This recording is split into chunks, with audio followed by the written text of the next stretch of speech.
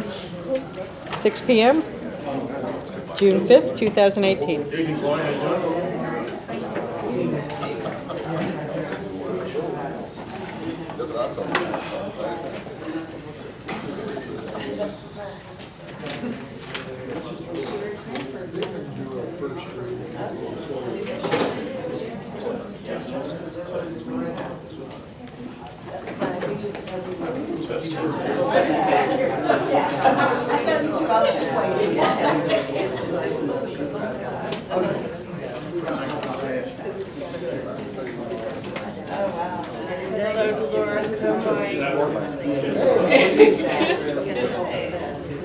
Do I need to go get the paperwork out there? Did I pass by it? I don't see it.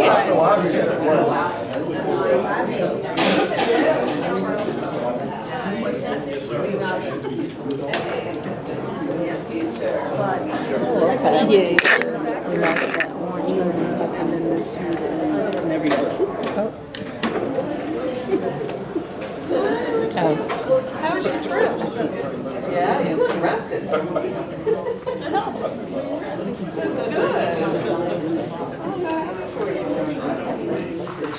And so it would just come on. And it'll show here. Okay, thank you. You're welcome.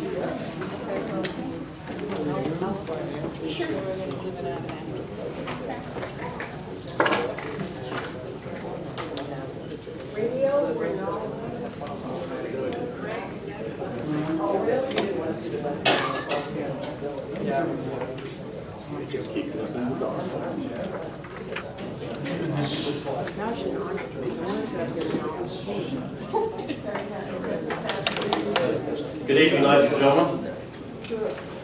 Welcome to our June 5th, 2018 council work session meeting. Thank you very much for coming out tonight. If you would join me at this time, if you have a cellular device, would you mind silencing it? Because we're going to have a few presentations tonight. And with that, our first presentation is from Alden and Jenkins, who are here to deliver our final audit results through a presentation. So I'll call them Doug Moses, Alden and Jenkins. We just went to the restaurant. Okay.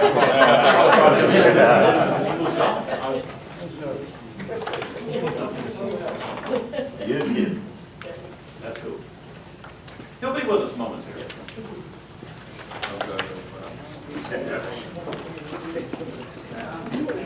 Another full losses.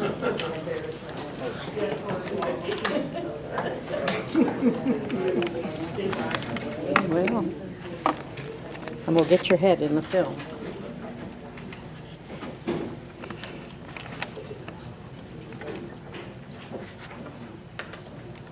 You're the man of the hour, though.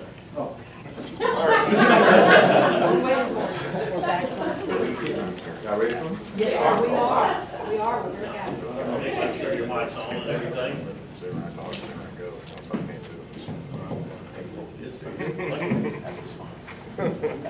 All right, good evening. Good evening, and my name is Doug Moses, partner with Martin and Jenkins, here to present the audit results for the city's June 30, 2017 financial statements. Hopefully you had a chance to look at the CAFR. Also, we issued a separate document called the, what we like to refer to as the Yellow Book Report, which is the Government Auditing Standards Report, which includes our opinion on the compliance report, as well as include the findings. We also issued a separate management letter that has the recommendations for improvement, which are not considered findings. And then we also have this document called Auditor's Discussion and Analysis, and this is what I'll use to touch on some of the highlights today. So if you have any questions as I'm going through, don't hesitate to stop and ask. You can turn to page 2. This is information about Martin and Jenkins and our governmental practice. We're actually celebrating our 100-year anniversary this year, so we're very proud of that milestone. Our governmental practice continues to be one of the largest niches in the firm, representing about 25% of the firm practice.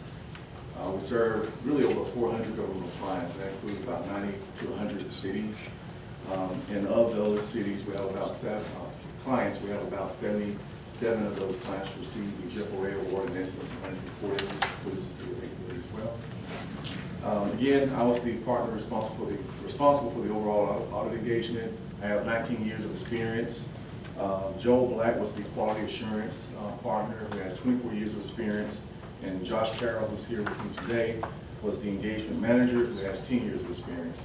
And we all spend 100% of our time doing governmental audits, so we bring a lot of expertise. Moving along to page 3. Keep those in the back there, having a little bit of trouble here. Okay.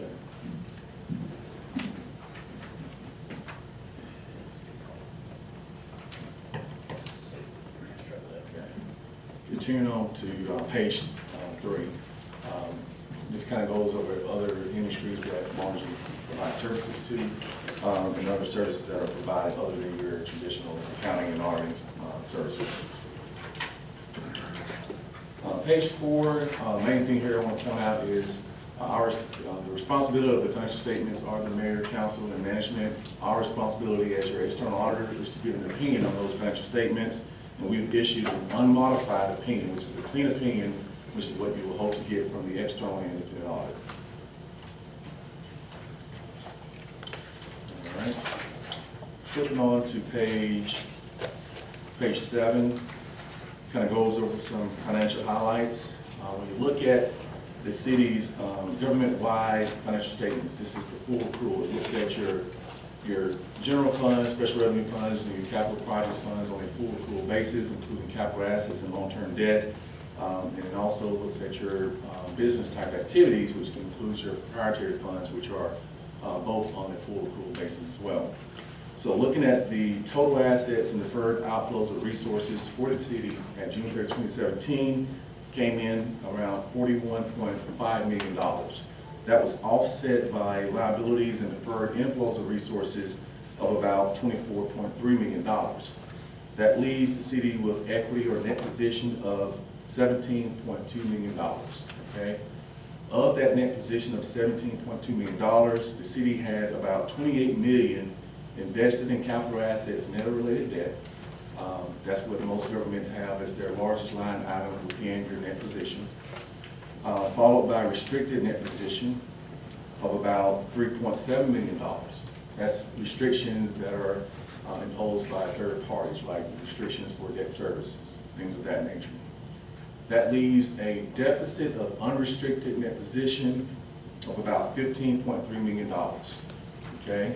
And that's broken down between governmental activities, about $4.9 million deficit, versus business type activities of about $10.4 million, okay? And the reason why you all have those deficits in unrestricted net position for governmental activities, mainly because of your net pension liability. When governments a few years ago implemented GASB 68 and had to report the net pension liability under that new standard, a lot of governments saw their net position go to deficits, or at least their unrestricted net position go to deficits. And so that's the reason why y'all have a deficit in your governmental activities. Now, for your business type activities, that deficit of $10.4 million really relates to your development. Your development authority had only assets of about $2.9 million and total debt of about $12.9 million. And so it had a deficit of about $11 million. And so that's why your total business type activities has that $10 million. Now, very quickly, of that $12.9 million debt, that also includes the water sewer bonds that are issued through the development authority. Yes. Yes. Yes. Okay. But with all that being said, your total net position did increase about $1.5 million, okay? Governmental activities contributed to about $515,000, while business type activities contributed to about $990,000. So for that total 1.5. Just also to give you an update on your pension trust fund. Total assets came in at year-end about $23.6 million. Your net position in your pension trust fund increased by $964,000. You had employer contributions of about $698,000. And then you had an increase in your fair market value of your investments of about $2.6 million. And benefit payments of about $2.3 million. So your increase in your fair market value of your investments was enough to cover the benefit payments. That's what you like to see. All right, moving on to page number 8. Is looking at your general fund revenue sources for 2017. Came in at about $10.1 million. Of course, the largest revenue sources for your general fund revenues are taxes, which was about 84%, which came in at about $8.7 million.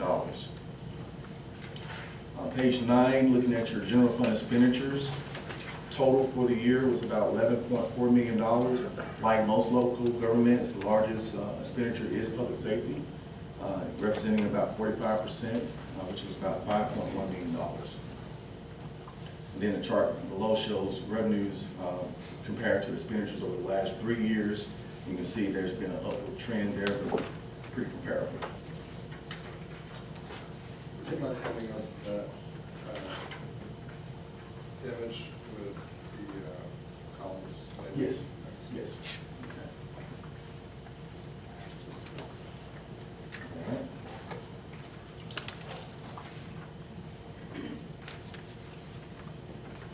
All right, so the next page, number 10, is looking at your fund balance at year end for the last 3 years compared to total expenditures.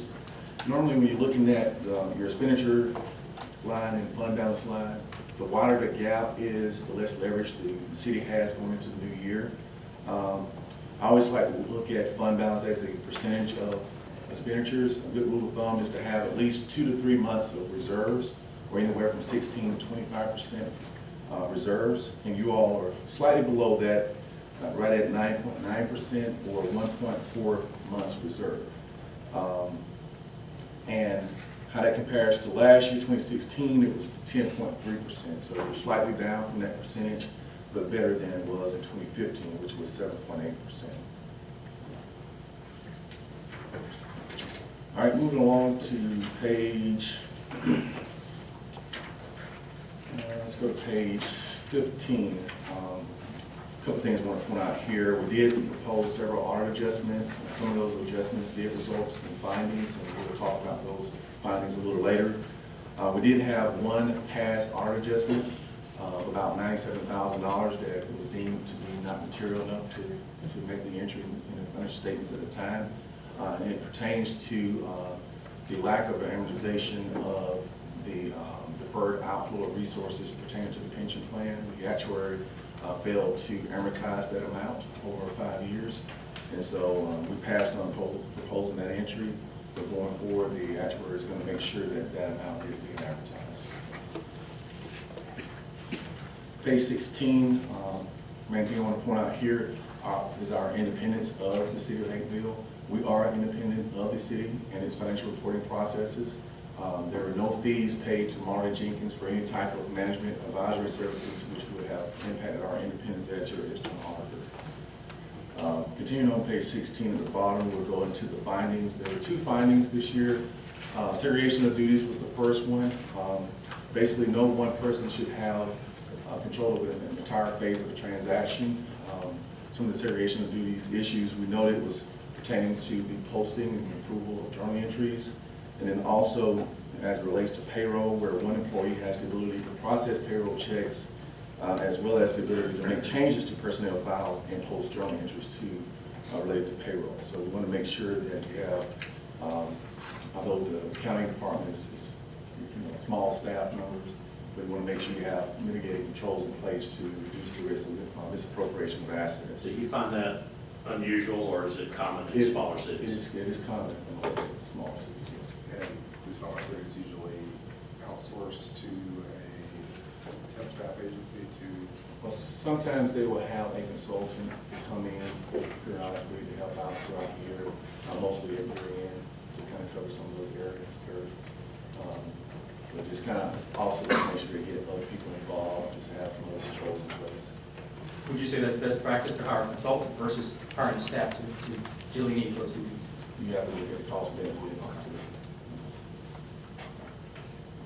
But I've seen where smaller governments may get the city manager involved to kind of help out with surveys of duties. It's an extra set of eyes that we're going to use. All right, on page 17 at the top is the second finding dealing with fiscal year-end financial close and reporting controls. We did have to propose several audit adjustments to correct various balances to make sure that they were properly reported at year end. We made entries to prepaid assets, to accounts receivables, accounts payable, also the capital assets, which was probably the largest adjustment that we had to make. In 2017, the city created a stormwater fund. We had to make entries to move stormwater infrastructure that were in the government activities as well as in the water and sewer fund over to that stormwater fund. And so we had to make sure that those assets were now being properly reflected in the stormwater fund that was created here in 2017. So that's it as far as the two findings for 2017. We did have 6 management points, and these are improvements for recommendations for improvements. They're not considered as findings. The first one dealt with bank account, only had about a $600 balance that was not reported in the trial balances that were provided to us. So we closed entries to reflect that balance on the trial balances in multiple financial statements. So just need to make sure, regardless of the dollar amount of these accounts, all of the city's accounts are being reported. Management point number 2 and 3 deals with the lack of a formal policy as it relates to conflict of interest, as well as with the usage of credit cards. I believe the city only has 2 employees that have credit cards. They have procedures in place. We just recommend is have a more formal policy in place. Management point number 4, we did run across some difficulties in obtaining some information timely pertaining to the actuarial reports and the GASB 68 reports from the actuaries. Had to make some corrections to make sure things are being reflected correctly in those reports that were used ultimately for reporting the city's net pension liability, as well as the required supplemental information that's in the back of the footnotes pertaining to the pension plan. But just going forward, just need to make sure we have someone overseeing that process and getting information from and to the actuaries in a timely manner. Page 18 goes into the last 2 management points dealing with the city's other post-employment benefits, which is medical, dental, and life insurance that's being provided to your employees and retirees. Management point number 5, we noted in the actuarial report for OPEB that the actuary actually included employee contributions as part of that calculation, and it should only include the employer contributions. So we did go over that with the actuary going forward. He's going to make sure that employees' contributions are not included in the calculation. And then the last management point, we obtained the census data from the actuary for OPEB. That information was provided to the actuaries from the city. So we picked a sample of 25 participants in the plan, pool personnel files to make sure the information that's being provided to the actuaries is correct. Of the 25 participants that we had pulled, 4 of the personnel files could not be located. And then also one of the employees' hire date that was in the census data was not correct when you look at the personnel file. So we want to make sure that the census data that's being provided to the actuaries are correct. All right, next we go into the new standards that's going to be applicable or have been implemented or will be applicable in the upcoming years. GASB 75 deals with accounting and financial reporting for post-employment benefits other than your pension plans. And again, this is for your dental, medical, and life insurance. So under this new standard, it's going to require governments to report the unfunded actuarial accrued liability. Currently, you're following the old standard and you report the net OPEB obligation. For this year, that amount was about $2.4 million. Okay, so had we implemented this standard in 2017, you would have reported an $8.4 million total liability. That would have been an increase of about $6 million in that liability, which would have resulted in that unrestricted net position that we talked about earlier. It would have increased to about $6 million. A lot of governments, again, are going to see a huge impact on their financial statements in recognizing the OPEB liability, which is in a lot of cases larger than the net pension liability. It's not going to have, it's going to have an effect on you all, but other governments, it's going to have more effect on everybody. At government-wide, we'll be looking at this. So again, you're gonna look at about a $6 million increase in that liability for 2018 when we implement that standard. This, again, is similar to GASB 68 with the pension that you all went through a couple of years ago. Page 20 deals with statement number 77, tax abatement disclosures. Again, this standard was applicable for 2017, requires governments to disclose in the footnotes any tax abatements that the government itself entered into or other governments entered into that affects your tax revenue source. For 2017, based on the information that was provided, you all didn't have any. You may have some in the upcoming year, but for 2017, we didn't have anything to disclose in the footnotes. And the last standard I want to mention is on page 23, statement number 87, dealing with leases. This will be applicable for fiscal year 2021. It's going to require a lot of governments are going to start seeing more of their leases being reported as capital leases versus operating leases. Operating leases are only disclosed in the footnotes. Capital leases, we have to record the capital asset and the related debt. And so a lot of governments are going to see a lot of the leases that they have been in the past reporting as operating are going to be reported as capital. All right, and the last thing I want to point out on page 27, we continue offering free quarterly continuing education classes for our clients, covering various topics. We've had several classes on this new GASB 75 dealing with the financial encounter reporting of OPEB, keep our clients abreast of things that are going on and how to deal with certain things. Again, our clients can earn up to like 28 hours of CPE credit. We normally have 2 locations, one up here in Atlanta at one of our clients' facilities, and then one in Macon for our clients down south. And again, we offer it 4 times a year, and you can earn up to 28 hours of CPE credit. This has been a big hit for our clients. Normally, we have about 100 participants at each of these classes. Tim, that's been good for going to those. And then we also send out governmental newsletters as well, and keep you abreast of things that our clients should be aware of. And if you ever want to be included on that mailing list, just email me or Paige, and that's on page 28 of our email address, and we'll add you to that list. And we've had council members to attend those classes as well. So you'll get information about what's going to be discussed and decide on attending those classes. So that kind of concludes my presentation. Again, we're very thankful to provide auditing services to the city and look forward to working with the city for 2018. What is an example of an operating lease? Let's say, for instance, Automobile? Copier machine is probably the biggest one you see. And if it's not material, you don't have to record it. But yeah, most of that, things like that.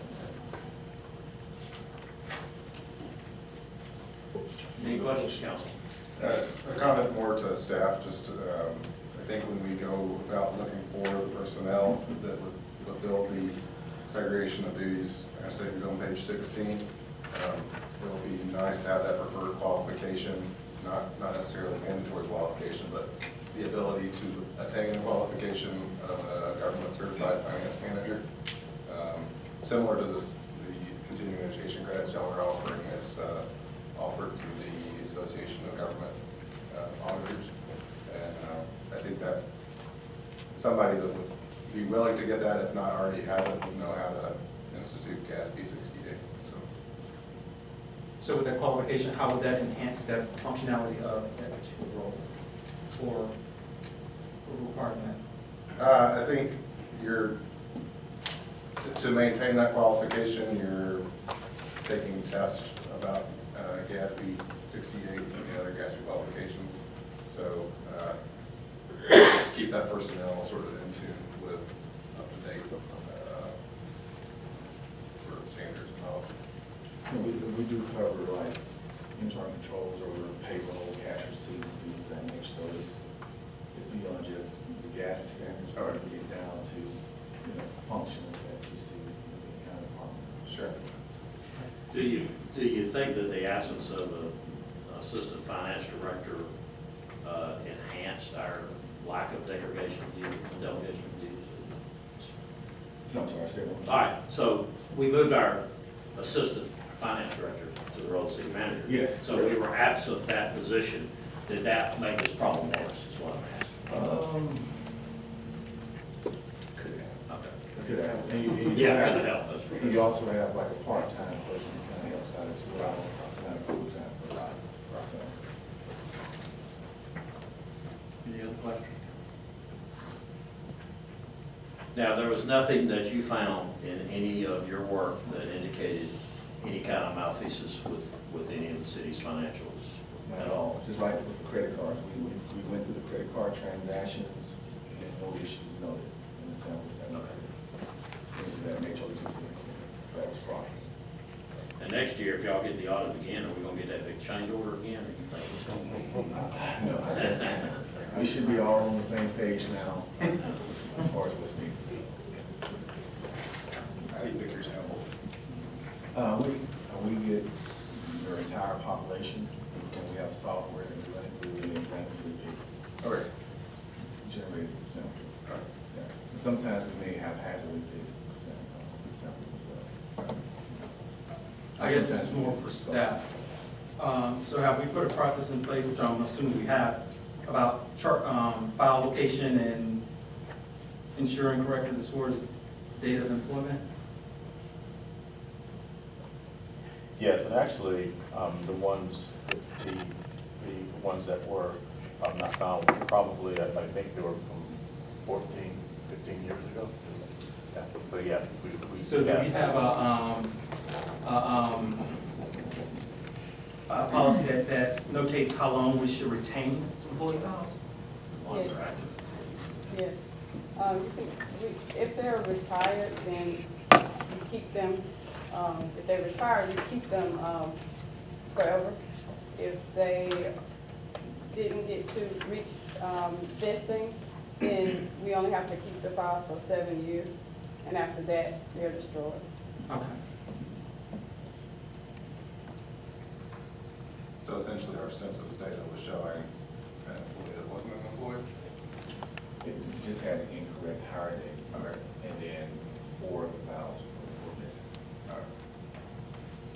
Were they ever located? Missing because they're not No, sir. statutorily required to be kept. They were not active. They were not So what was their date of termination then? Do you know the dates of their termination for not being located? I did not know. The only thing that I had was the information that they asked me for as far as their name. So, and then in the Paycom system, they're not in there because they were so old. Right. So I couldn't, I don't know what the term date was. Okay. So I guess my question to y'all is if the file is not there, but that person was terminated over the statutory limit of 7 years, are you checking for that, or is it just a checkbox? No, paper doesn't exist. Correction manager, do you recall in that sample? The question. We do not consider a 7-year statutory. We do not consider that. So with 4 out of 25 not found, what type of impact does that have, if any? So normally what we do is we'll get with the actuary and say, hey, we found these exceptions in the sample that we looked at, and they'll kind of project it out and say, okay, it's not material enough to change my assumptions or the calculation of net pension liability. And so we document that. Could you get closer to the microphone? So the We can't purpose hear of you. that was for retiree liability, or the retirement fund liability. The net pension liability, yes. Yes, we have to look at that census data, make sure the information that the actuary is using, that he's getting from the city is accurate, because he's using that information to determine various assumptions and projecting out what the net pension liability should be, or the other post-employment benefit liability. All right. Any other questions, council? Thank you. Thank you, sir. Thank you all.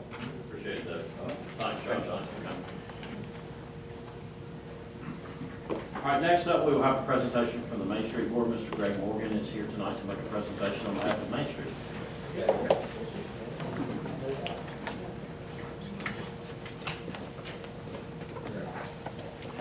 Is there a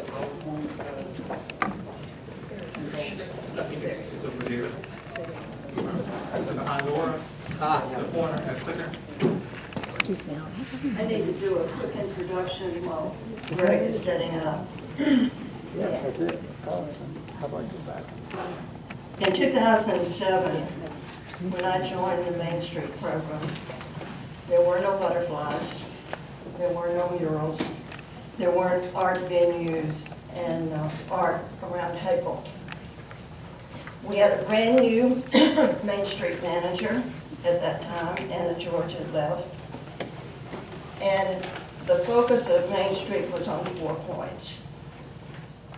We had committees that engaged in activities kind of separately from the rest of the board. And we filled out forms for our work plan. Fast forward to 2017. We had butterflies and murals, art galleries, special events menus. We lost our Main Street manager in 2017, and we lost half our budget in 2017. And we couldn't meet for about 6 months because we lost our Main Street manager. But we finally got our act together and were able to meet again and spent the rest of the year trying to figure out where we were with respect to ongoing projects, things that were finished and things that weren't finished. And we took the rest of the year also to get a full Main Street board complement. So we added people in those open positions. Just last night, we got the final wording from the attorneys to finish some of the contracts that we've been trying to get finished so that we can get murals that were approved and budgeted for this year on the walls. So we're very pleased about that. I want you to know that I am very proud of this Main Street board. They have chosen a new approach, and instead of doing a work plan, just filling out projects, they looked as a group at a vision for the future and came together and put together a list of projects that reflected their vision for the future for Haple. Downtown, our historic downtown. And then they put figures to it to give us some cost. I personally like to see any project have numbers with it. Since the mayor and council is going to be reviewing a proposed budget tonight, and I know that you are probably going to be dealing with what to do with hotel motel tax, in particular the new tourism product development funds, we thought that maybe this would be a good time to share ideas with you. So Greg is going to make the presentation. The board members are sitting over in that section. Since we have some new ones that you don't know, I want to give you a list.